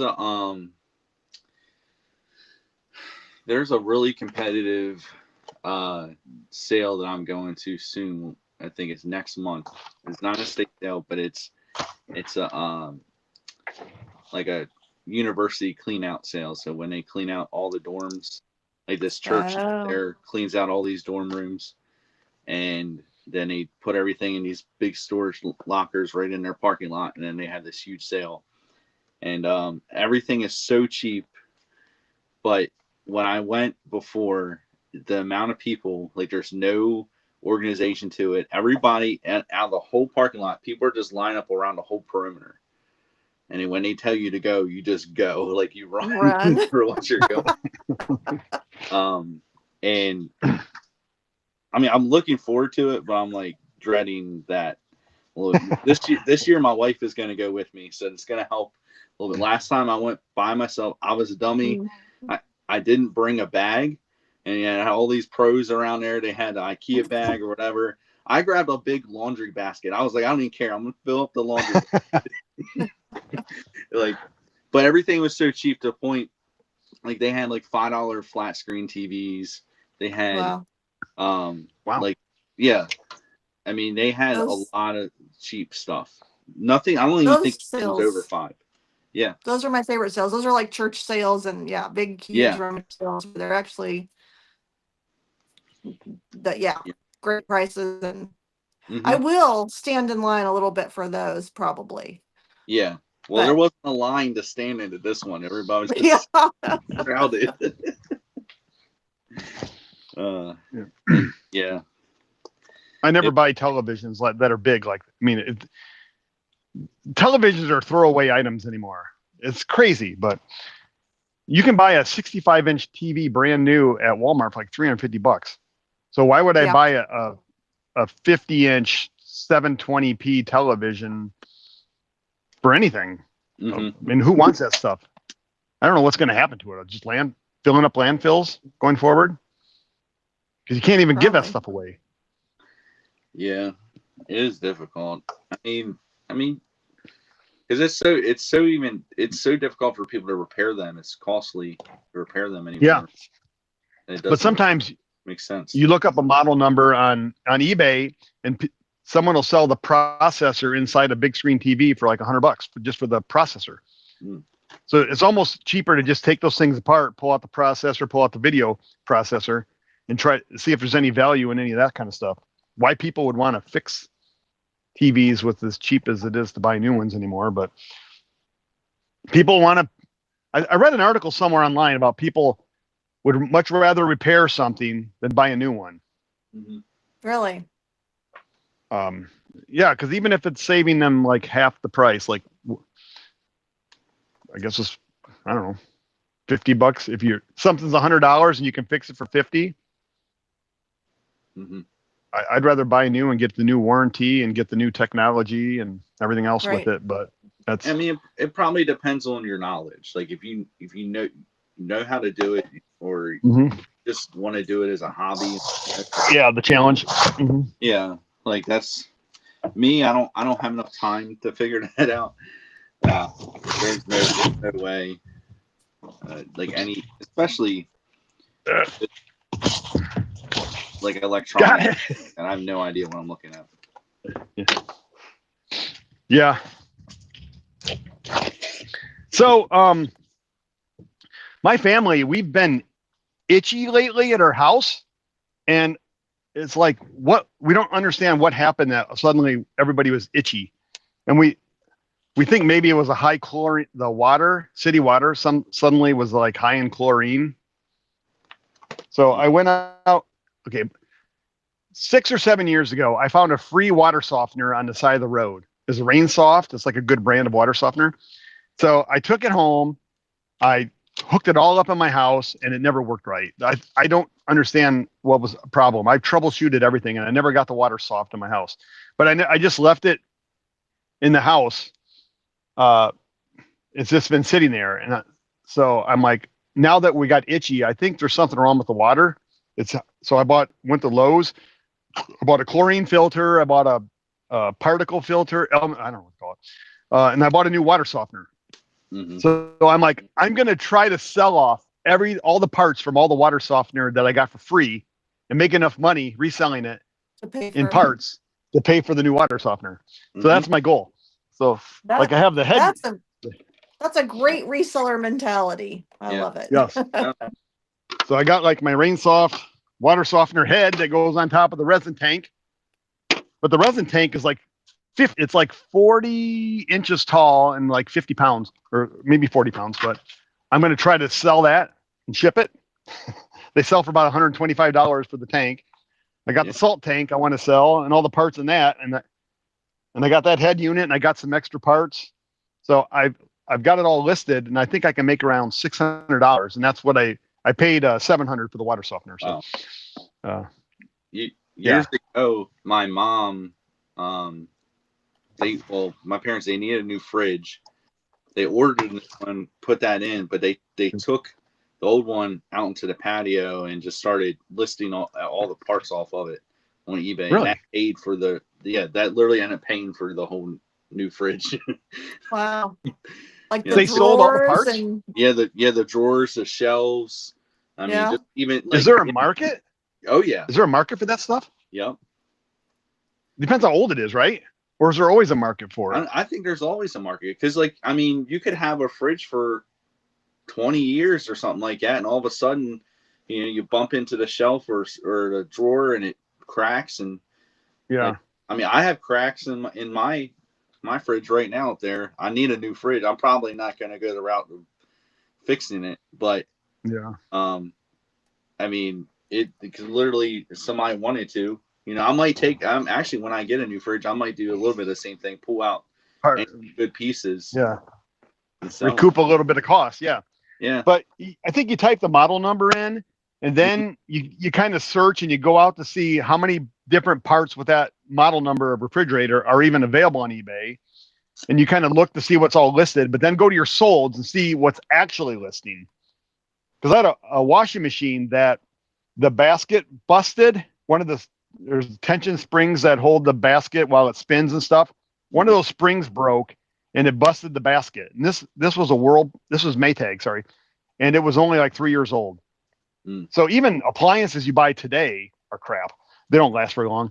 Oh, yeah. Oh, no. It was just out of warranty. Yep. So I looked up that model number on eBay, and the only thing that was worth anything was the computer control module up on the top that controls all the buttons and the knobs. The knobs are worth like $12, but the computer's worth $90. And I was just going to pitch the whole thing. Mm-hmm. So but everything else, all the other parts that people were trying to sell, nothing was selling on eBay. There's tons listed. People try to part those things out and sell off everything. But if you look at 3 years of history, the only thing we're selling was the computer. You weren't going to sell anything else. There's just not a demand for it. Yeah. So interesting. I gave it to my father-in-law. He threw it on a scrap metal pile. Every time I've traded in a car, I keep one of the key fobs to sell on eBay. Are those hard to sell? Like, yeah, well, they have to be like reprogrammed and all, but you could still get a little bit of money for it. Yeah. I have a couple that I actually have to get up. They're just sitting in a drawer, but that's my whole thought process. If they're like programmed, then you can get a lot of money. Like if it's but I don't know how to do any of that, so I'm not even. Yeah, no, dealerships. I think most times dealerships have to do that. So what I learned I have a Honda Odyssey, and the key busted, the casing broke, and to buy a replacement, it's like a couple $100 because they're programmed for your car. But I went out on Amazon.com and I bought the plastic parts. There's a company that makes them, and for $5. And then I went in, I took it all apart, took the insides of my old keychain that broke, or my old key that broke, put them in there. And then there's like the little computer chip. I just super glued that into the new one. And so for $5, I had a completely brand new key for my Honda. And it was like $250 to program at the dealership. Mm-hmm. So I saved a ton of money. Yeah. Yep. Smart move. I don't buy that much on eBay, but like one of the last purchases, like, and this tells you I really don't buy like anything on eBay. I buy a lot. Like I don't shop that much unless at flea markets, yard sales. To be honest, like I just don't. I'm such a bargain shopper. So that's probably why. But one of the last things I did buy like a couple years ago, a replacement glass for my oven door, because I broke Oven door? Yeah, my oven door. I broke the glass like probably like a week before Thanksgiving a couple years ago or something like that. And How did you do that? I was a dummy and had it on the oven clean mode, and then I put like cleaning liquid right on it after it was still hot. It just shattered. I didn't even know that's a thing. Yeah, I didn't even think about that. yep, yeah, definitely do not do that, because the thing shattered. I'm freaking out like a week before Thanksgiving, and I'm like, do I have a new oven, or am I gonna have to figure out something? In most places online, they would not sell you just the one pane of glass for that. Like they would, like most like service stuff like online, they would only sell you like or door, the whole door, yeah, or oven door, or they'd sell you like both panes of glass or something like that. And I only needed the one, so I found somebody on eBay, and it saved me a lot of money. I mean, the difference was like, we're talking about like at least $100 difference. Yeah. What I saved by getting just this one pane of glass. So, if you're handy, you can do it yourself.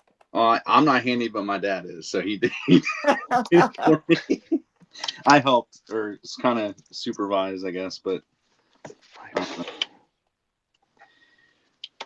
yeah. Yeah, that was pretty. I was freaking out. Yeah. That's not a good time to break your oven. Yeah, definitely. No, the worst time. That's like, you have everybody. I have everybody come over for Thanksgiving every year. So, like, how am I supposed to cook a turkey now, or do all, at least cook at hardly anything? And I can't cook anything in the oven. Like, Thanksgiving was almost canceled.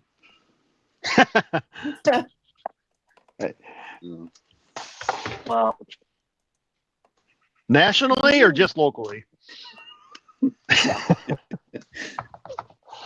Just locally. Okay. Call off the holiday. Ray can't cook. Yeah, no, yeah, just naturally, I guess there was no, Macy Days parade or anything like that.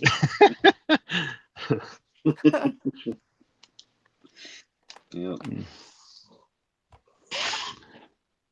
I think that might have been the only second time ever cooking a turkey too. Well, that would have been my first and last, I think. I think my brother was trying to tell me the deep fry the turkey. I'm like, no, I don't want to do that. Buy a roast or air fryer. Is that what you're saying? I don't know. Can you? I don't have it. You can buy cooks a turkey in one hour. No, there's something you can buy that cooks it like a pressure cooker. Oh yeah, it's the size of a microwave.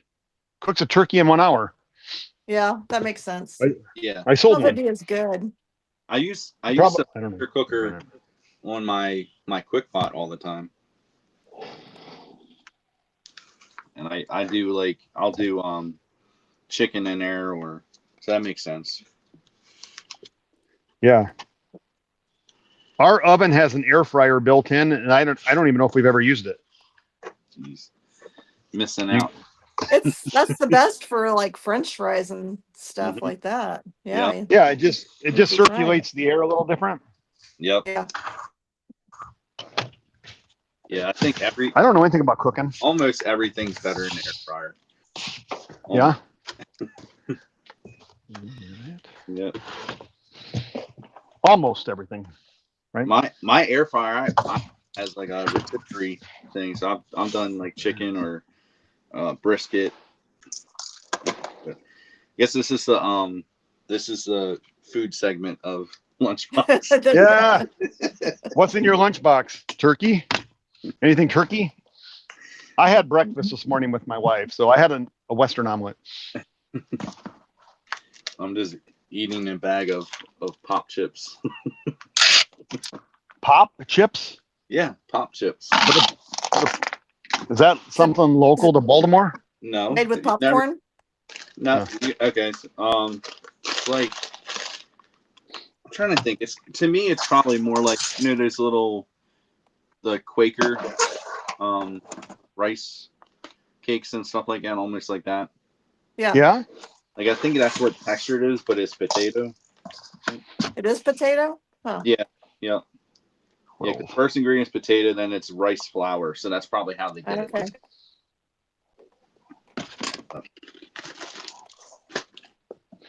All right. I'm probably gonna go have leftovers when we're done. Is it leftovers? Yep. I usually have Yeah. leftovers for lunch. That's the wrong podcast.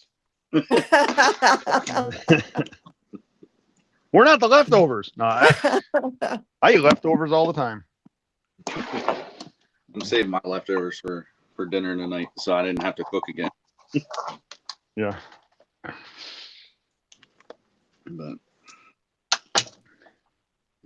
I told you guys we were getting ready to start an online auction, local pickup. yeah, Didn't I told you about that, right? Wait. It went live on what? You're doing an online auction, local pickup. Yes. Is that what you said? eBay? Yes. No, it's like, one of the online auctions you'd get on and bid on things and go pick up locally. Oh, yeah. We're yep. having one to Now I'm clear with you. out. Yeah. So we have like 260 or 70 listings, and it went live Yeah. Tuesday night, and it goes for 2 weeks. It will close a week from today, and it's Okay. already getting bids. So I'm encouraged. there you go. Awesome.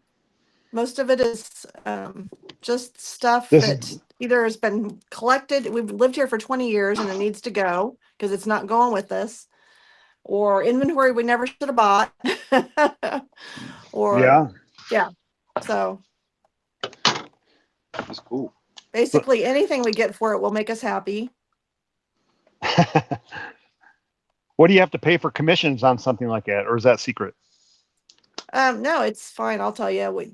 The company that we're using to host the auction is just charging us a flat fee of $100, and then he takes a 15% buyer's premium on everything that sells.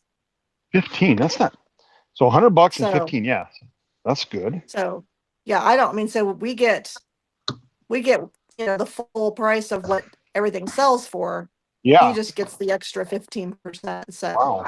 Yeah. Wow. That's a deal. Yeah. yeah, I mean, Look at this. I think it's going to be good, hopefully. So I think I'm gonna have a yard sale, and see, here's Not the thing, me. we live rural. We can't do a yard sale and be very successful. yeah, Yeah. that makes sense. No, you miss out on going yard sailing. Yeah, that's true too. If you're having one. I know, because like where I live, there's a lot of it's all row homes, townhomes. Yeah. Okay, Chad needs some silent tape. I know. Oh, okay. Hold on. Yeah. But it's all pretty much mostly row homes, townhomes in this area, and so like my whole community inside, it's not a town-wide sale, but like just my community is having a community sale this weekend. So I don't know. I was thinking about at least just throwing stuff out there. Part of me was even trying. I've been considering of doing what Stephanie Fusion did. Did you see the Pay what you want. Yeah. Pay whatever. Say what Yep. you want. Or no, it wasn't pay what you want. I thought she listed everything for $1. Oh, Oh, I thought hers was just donation or pay whatever you want. I thought no, because that's what it made it an honor system. I thought it was I thought everything was $1 is what she did. Okay. There's Agree to disagree. Is that what they say? Somebody else just No, did a favor, but I don't want to be there. I want to go out picking. Yeah. Yeah. So that's why I want to do the honor system one, and just everything out there is $1, and I don't care. Like, now my only thing is I have to figure out like a cash box if I want to do that. Yep. That people can't walk off with, or Exactly. Yeah. Especially in my area. Do a Venmo link. Just do a Venmo and PayPal link. QR code. Yeah, I mean, that's what I might even do. Maybe I could do that for like an hour until I get back or something. You know what I mean? Yeah. Yeah, long enough to, yeah. I don't know. That would work, right? Yeah, it could. That's definitely the best time to have a sale when it's going to be people in the neighborhood. Yeah. Exactly. That's what I'm considering. It's either that, or I was going to just set up like an hour late or something, which doesn't sound great either. The more I think about it, because you usually get that big rush first thing. Yeah, that's like, there's often times in my neighborhood, someone will have a yard sale. It starts like 8 o'clock. And then there's this huge development on the other side of town that starts at 7 o'clock. And I'm like, I can't go to the one by my house because I'm not coming back for one yard sale. Yeah. Everyone has to start at the same time. Everyone has to get together and say, all these are going to start at the same time. I know, because I mean, they could start 7, 8, 9. I've even seen 10 o'clock. I'm like, what are you thinking? Start at 10 o'clock.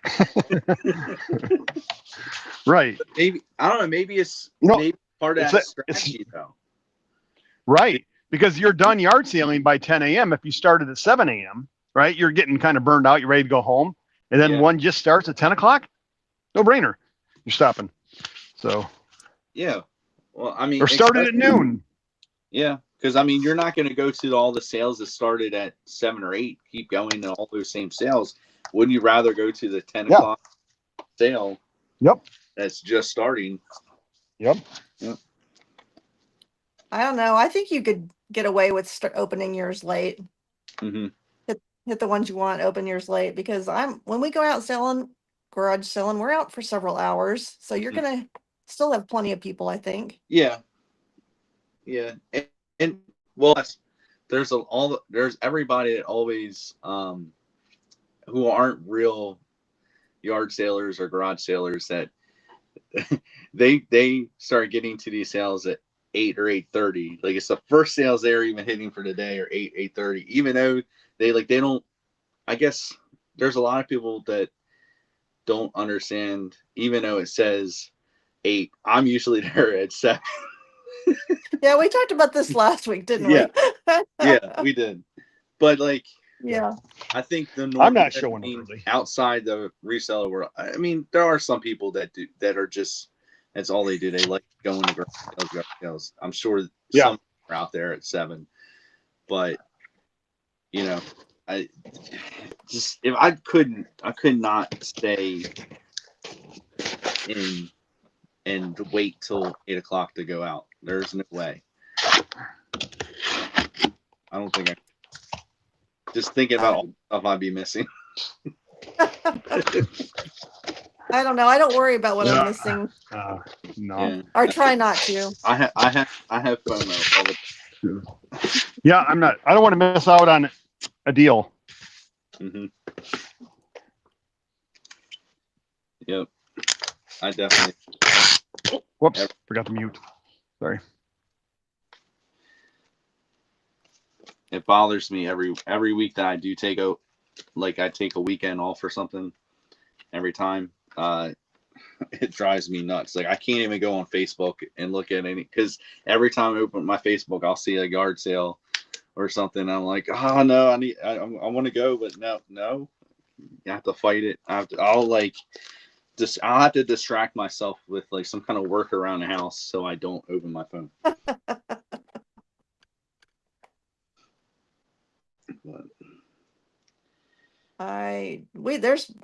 There's plenty of weekends we don't do any sourcing, so we just have we don't need to. And we're trying to really slow down sourcing now till we move, and just try to get through what we've got. When's the big move? Do you have dates? In your mind? June 20th. June. Woo! So how far away from your current house is it? It's about 30 minutes from where we're at now. Oh, that's not bad. Not too far. I don't know why I was thinking it was going to be further. So that makes it pretty easy. No, it's not bad, but I just am overwhelmed with the whole process of getting all the inventory moved and reset up, and how long we're going to need to shut our store down and all of that. Yeah. How long is it going to take? Yeah. Yeah, it's a lot. Because my husband's still working, and so he's going to take off I think 1 week, so that we have a couple days before we move and a few days after we move. But hoping we can get it all set up during that time. Hopefully. Is that wishful thinking? I don't know. Yeah, that's rough, because I mean, when I got this house, I didn't have a house before. So when you first move in, you're not bringing a bunch of stuff. I had a bedroom full of stuff to bring over. So I can only imagine how much work. I mean, and back then I did sell on eBay. So we did I didn't have a whole big back room, stock room area like I do now. But I mean, there was still enough boxes. I still remember having to carry all the boxes down from the bedroom. and it was that's just one room, so I can't imagine. Yeah. I'm sure it's going to be a lot. Yeah, we're gonna our inventory system. Each shelf has a SKU code or whatever. We're gonna try to just pack each shelf into a tub or a box and mark it with that shelf number, so that we can then unpack it accordingly. And so hopefully that'll make it easy to, I don't know. Hopefully we don't lose anything, break anything. How much is going to get broken? Yeah, that's a tough one. That's so difficult. Then remembering where everything is and trying to find it, and good luck. Yeah. Thanks. All right. The water ski. I estimated it's 16 pounds, 66 inches by 12 by 7. It is 14 pounds, 12 ounces. Wow. 12 ounces. Let's see what the dimensions are now. 12 by 7, I said. This is 12. I think it's 12 all the way. 12 and a quarter there. You can't see me, can you? Just a little. 12. It's just over 12 in a couple spots. Ugh. So I got to go 13 wide. And I said 7 ounces or 7 inches tall. It's only 5. Well, there you go. You made up that inch then. It's down to 4. It's no more than 5 at the biggest spot. So we got 5. That'll save me 2 cubic inches. Now 66. Oh boy. Whoa. Oh, it's tightened. Come on. 66. I think I added 1 inch to the length of the ski. 66 by 13 by 5, 14 pounds. Let's see what my options are. UPS, $61. FedEx home is $78. Huh. I thought FedEx would be cheaper. It depends on where it's going. Well, it's going to Texas. And UPS Ground Advantage, $92. Yeah. So UPS is the winner, $61. Nothing's cheaper than that. Oh, Media Mail. Media Mail is $15. Can I get away with that? It's a lot of books. Yeah. And they paid $63.07, and the cost is $61.07. I made $2. What you do? I make $2 all the time. Look, what you do, you just write in Sharpie on the box, Guinness World Record books for the longest book ever. Longest book ever. I think they'll believe. There's no chance they're going to open that up. No chance. Yeah. All right. So I make $2 handling fee on all my UPS orders, and I made $2 on that one. So I had the box was free, the tape. I pay for the tape, obviously, but not a bad deal. Yeah. I don't buy boxes. I don't buy bubble wrap. There's no bubble wrap involved with this one either. You don't buy bubble wrap? I get it free. My father-in-law has a business, and I get garbage bags full of bubble wrap for free. Now, what I don't get is this small bubble wrap here. It's like I think I call it 3/8 of an inch bubble wrap, 3/8. Mm-hmm. This is the stuff that I use for like small things to wrap. Mm-hmm. But I try not to use it. This is the worst case scenario, or last case scenario. The bubble wrap my father-in-law gives me, it comes in long sheets, but this is just one little section of it. But this is like, I don't know, an inch thick. Yeah, that's pretty good. So it doesn't really work in an 8x6x4 box because it would take up all the space. Yeah. So, but anything that's big, like a stereo or anything, I can wrap it in this stuff. And I have 15 garbage bags full of this stuff. Big 55-gallon garbage bags. I don't know, what is it, 55, 20? How big are garbage bags? I don't know. How many are they all in squares like that? Or is there longer? Yeah, they're long sheets. I rip them apart. Okay. I mean, here's one that's like 3. Can you see that? Yeah. Yeah. Yeah. But some of them are 5 or 6 lengths long, and it doesn't really matter. I can tape them together if I need it to be connected for some reason. But they're all various sizes. But yeah, he has a business where he orders car parts, and they have to come in thick bubble wrap to protect them. That's handy. Engine parts and stuff. So I get so much of it. Very handy. Oh yeah. That's one of the things I don't look forward to moving is all my empty boxes. Oh man. I got a lot. Because my business, I get so many free cardboard boxes for where I work that I just use them for scraps. Like when I ship a book, I take a box and cut it apart, and then I wrap the cardboard around the book one time, tape it together, and then stick it in a poly bag. That's how I ship almost all my books. If they're under $25, if it's a more rare book, I'll wrap it in bubble wrap and put it in a box. But that protects the books pretty good. Thick cardboard. Yeah. Yeah. Yeah. I mean, I know most of the boxes I have around here that are larger. I know I'll never use them, honestly. But I cut them apart and use them for packing. Yep, that's exactly what I do. I mean, I do that for all kinds of things, like even pins. I have like keychains. I don't know, all kinds of things. Like especially some of these smalls that I have in these drawers behind me. I'll wrap like a strip of cardboard around it, then throw it in a bubble mailer just to give it a little bit of extra.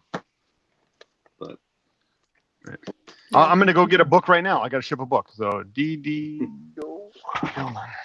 I sold something on Mercari, I think yesterday, that I just packed it and shipped it today. But I sold something on Mercari that got pulled from eBay. Like eBay, we sell it, but I was able to sell it on Mercari. What was it? So I think they're called Oyo. It's OYO, and it's a brand that made little minifigures that are very similar to Lego minifigures. But they did a lot. They did a lot for sports teams. They did all kinds of ones. I had some Baltimore Ravens Super Bowl ones that they did, and they immediately had gotten pulled a while back from eBay. even though I didn't use Lego or anything, like there's some kind of lawsuit that Lego and Oyo have. Oh, Even though Oh, really? it's Huh. stupid because I don't even understand. I never even said Lego in it, but it wasn't even Oyo that pulled them.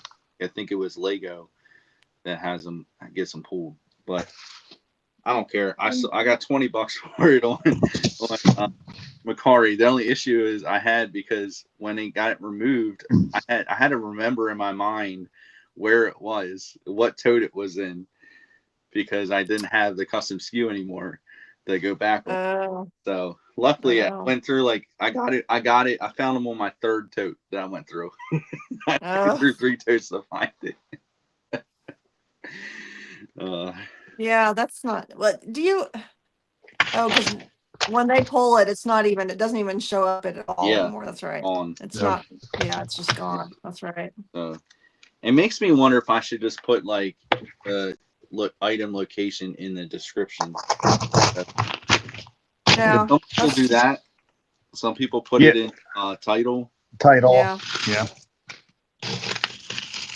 I used to put it in the title, Mhm. but So do not all the platforms don't all have a custom SKU box? Mm-mm. no. No. Why not? Don't they assume you have to have some sort of inventory system? No. Or- No, because Mercari doesn't like resellers. Yeah. It doesn't matter. Why not give you, every platform should give you at least a place to put where you keep it. I don't think they're expecting, Mercari is expecting when they first made it, and they never update anything, but they didn't think that people were going to list hundreds of items on their account. They just thought that maybe it was going to be like more of like a garage sale or, yard sales type of page where people would just list 1 or 2 items and just make a little bit extra cash, or just get rid of stuff, not business out of it. All right. I got this book here. I have a piece of cardboard I just cut. I just wrap it in the cardboard. Now it's completely surrounded by cardboard. Put some tape on it. It's going to be loud for a second. Can't probably see me doing it, but tape it all the way around just for funsies.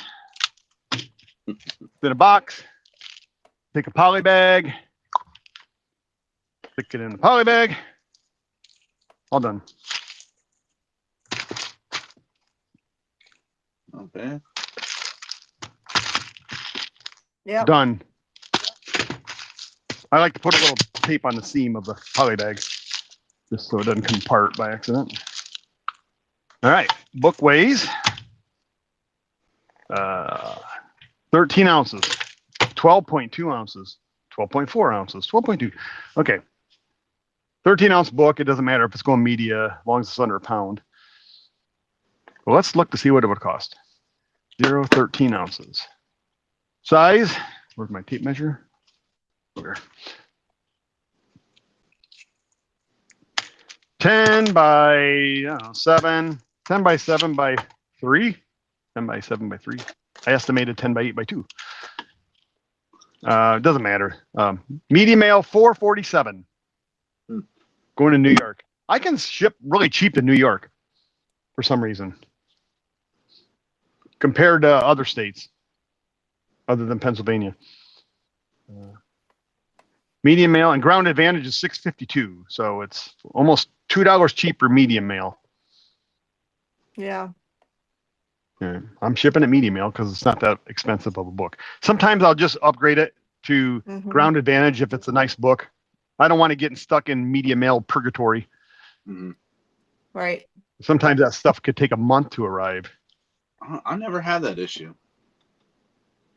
Well, I can look at my store right now and tell you which items haven't arrived yet. Well, if it's worth anything, there's no insurance provided on those media mail items. Yeah, So yeah. Isn't there $50? Right. I think there's $50. I didn't think there was any. Mm-mm. No, yeah, there's not. Maybe there. Are you sure? Are you positive? Sure. I didn't think there was ever any insurance on that. Let's see. Here's another medium mail. Let's see if I Means can to look that up. Yeah. Is anybody still watching? I don't know. 9 minutes left, and they're like, no, they've been gone. Oh, I got a $5 book that I just sold, and it says your package is covered against loss up to $5. But that's because I sold it. I mean, it's $5.31. Oh, that's What with says Ground that? Advantage. Hold on, it didn't was sell gonna say, media mail. I just looked it up. USPS media mail does not include insurance in its price, but it will Yeah. provide a tracking. Yep. Got it. $5.22 if I ship this item media mail, and $8.75 Ground Advantage. The buyer selected Ground Advantage, so I put it in the wrong category. Bummer. They paid it. Maybe that's why it didn't sell so fast. I have that happen all the time. A book sells like after a year, and then I realized it wasn't a media mail. Mm-hmm. That's probably why, because it's like $2 to $3 more to ship it, and that's the difference between selling a book and not selling a book. Yeah. So the I other don't day, sell a ton of books. I had an offer. Oh, not an offer, but like somebody messaged me asking me if I would ship. It's like little over $5 item. They literally had the nerve to ask me if I would do free shipping. And I look at their account; they're a seller themselves too. I'm like, Oh man, come on now. That's just rude. Yeah.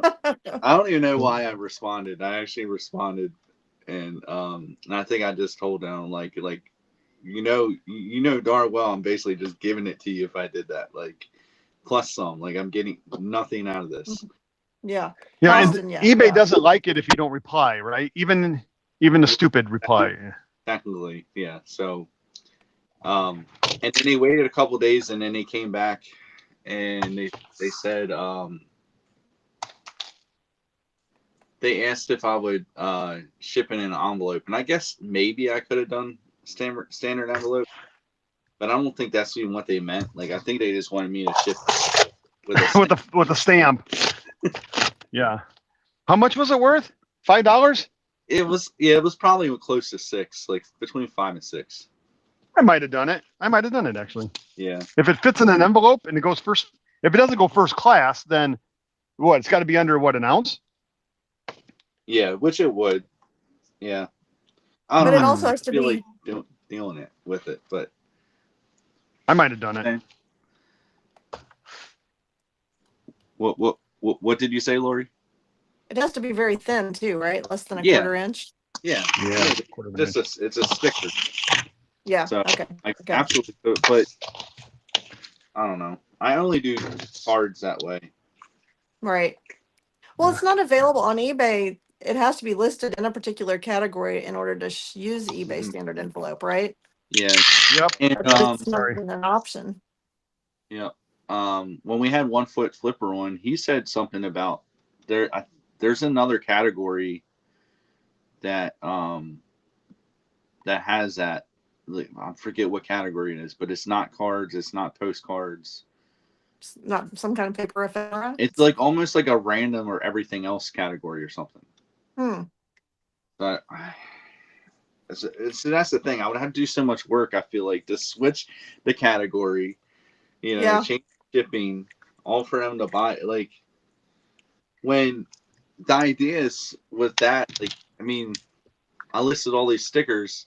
Most of the people have bought multiple stickers, so they're not just buying one, and that offsets a lot of the cost of shipping anyway. Yeah, that's what I'm hoping that they would do. But I don't know. They know in some ways, like they knew better to ask for free shipping. I think that's what irritated me. That's how they started. Right. Like they know. People are dumb. Bottom line, we have laws because of dumb people in this country. So. Truth. I sold some gold this week. Really? Ooh. Yeah. It turns out gold sells really well, in case you didn't know. Even really fast. Really fast. In fact, one of the lots that I sold was not even, it was like broken pieces or just junk that was 10 or 12 karat gold filled or gold plated. Okay. So usually that stuff's not really worth selling by itself because it's not, doesn't usually have enough gold value. Gold But- filled. That's a mistake, right? You don't mean gold filled, right? You meant gold plated. Yeah. You wouldn't have gold on the inside. Well, it's And not called the gold outside. filled. Well, it's called gold filled. That's how it's labeled. Okay. So anyway, yeah, it's just like, what was it? 24 grams I sold for $50, like really fast. Wow. And You underpriced it it? was just junk. Huh? Was it underpriced if it sold that fast? I don't know. I was trying to look because I mean it's hard to know how much of your weight, you know, when you have gold filled and stuff like that. You don't know Yeah. how much of your weight's.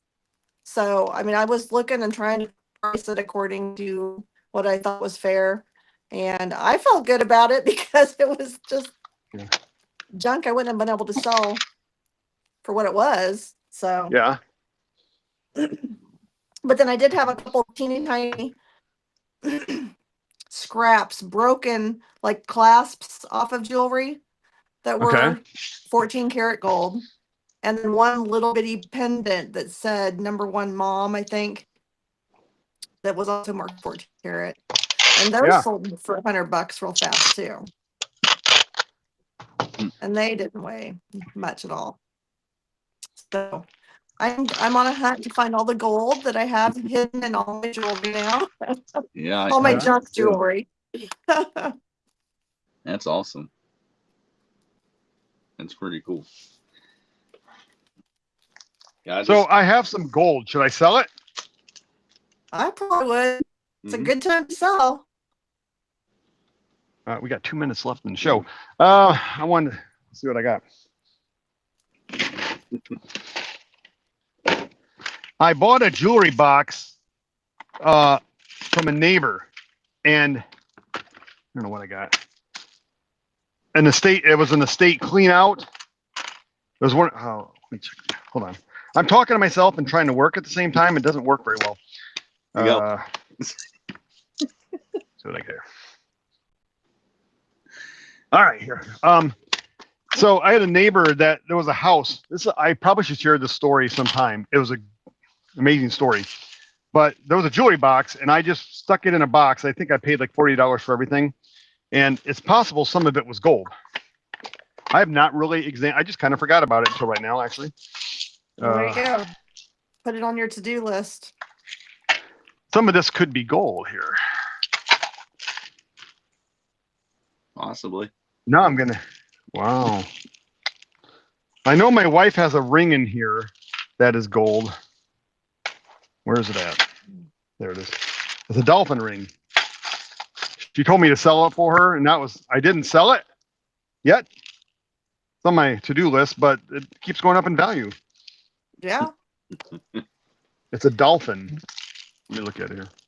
So what do? You just weigh it on a scale, then figure out the K. If it's just I don't have a gold and you just want to sell it for scrap, then at the scrap price or whatever, Yeah. then you weigh it. I don't think how sensitive my scale is. It says 0 ounces. You need one grams? yeah. Grams. Grams. Are Here we go. you Ready? Yeah. Chad, 0 grams. Yeah. I was gonna say you need an actual scale Yeah. that's for I might as well give it away. 0 grams. micrograms or whatever. Yeah. I have a different scale at home. It might give me that information. This is a bigger scale. So I probably should take some time to go through all this. What?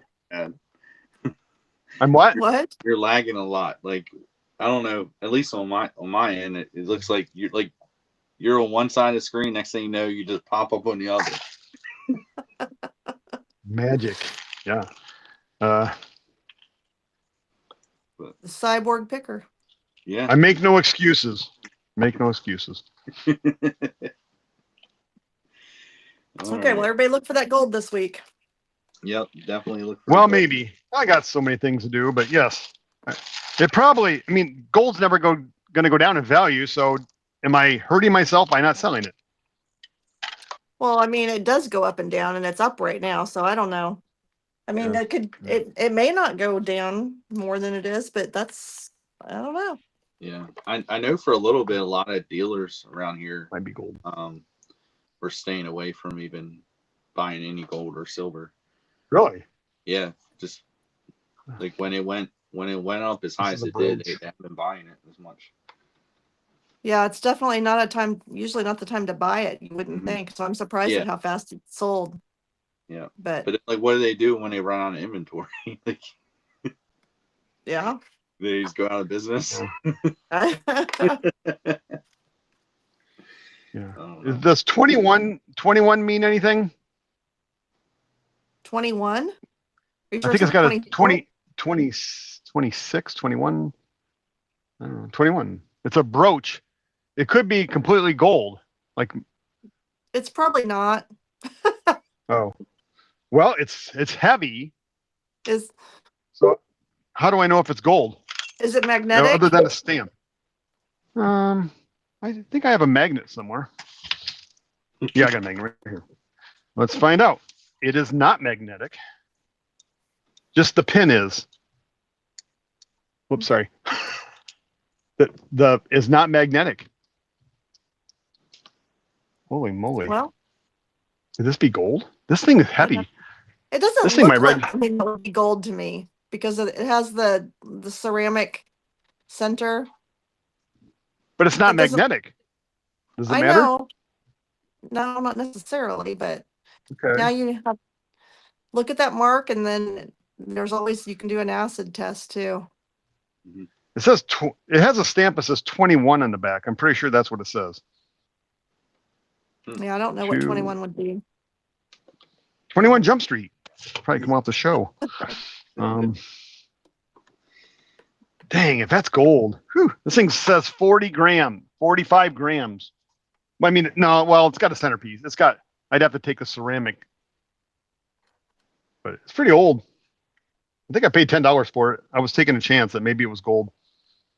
Well, who knows? You better figure it out I mean, because yeah. that would be great if Take it it to was. Yeah. Well, So where shouldn't I not? Fine.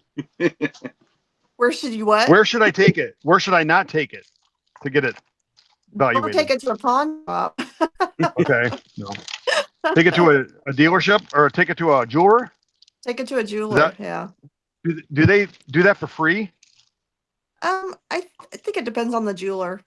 I've gone to jewelers before. They'll give me kind of we'll do stuff for free. But with the expectation that you'll sell it to them if it's once they give you No. the price or not really? No? No. Just it's like a public service? Yeah. Yeah. Well, There you maybe go. I'm sitting on a fortune here. We'll find out. Okay, well, we'll report back next week, right? Yeah. Well, this isn't magnetic either. It's the key to my car. It means it's aluminum, right? Maybe it's a faulty Gosh, I'm sitting on all this money. All right. Well, I'm gonna end it. We're 5 minutes over. Oh, sorry. So thank you for everybody joining us in the chat. ABC, Yes. Mo, Sandy, Lisa, The other Matt. Yep, the other Matt, Keith, Ben Decor. Yep, both Matts. Because at first that's all I thought we were gonna have in the chat was just two Matts. But all right, so we'll see y'all next week. Thank you for joining us. Yes, thank you. Yep, we can Bye. we can get Bye, everyone. See ya.